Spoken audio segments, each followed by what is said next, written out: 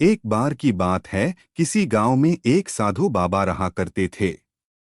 पूरे गांव में वह अकेले साधु थे जिन्हें पूरे गांव से कुछ न कुछ दान में मिलता रहता था।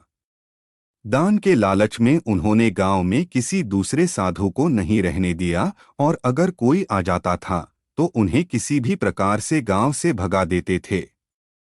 इस प्रकार उनके पास बहुत सारा धन इकट्ठा हो गया था। वहीं एक ठग की नजर कई दिनों से साधु बाबा के धन पर थी। वह किसी भी प्रकार से उस धन को हड़पना चाहता था। उसने योजना बनाई और एक विद्यार्थी का रूप बनाकर साधु के पास पहुंच गया। उसने साधु से अपना शिष्य बनाने का आग्रह किया। पहले तो साधु ने मना किया, लेकिन फिर थोड़ी देर बाद मान गए और ठग को अपना शिष्य बना लिया।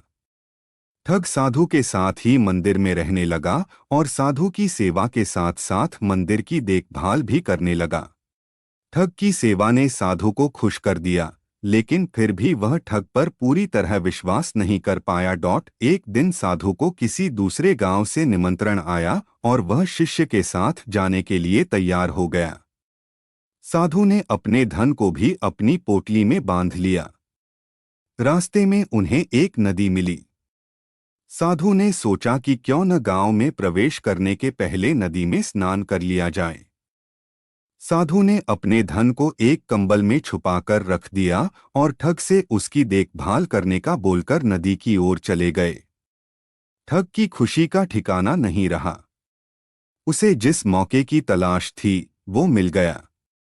जैसे ही साधु ने नदी में डुबकी लगाई, ठग सारा सामान लेकर भाग खड़ा हुआ। जैसे ही साधु वापस आया, उसे न तो शिष्य मिला और न ही अपना सामान। साधु ने ये सब देखकर अपना सिर पकड़ लिया। कहानी से सीख। हमें इस कहानी से यह सीख मिलती है कि कभी भी लालच नहीं करना चाहिए और न ही किसी की चिकनी चुपड़ी बातों पर विश्वास करना चाहिए।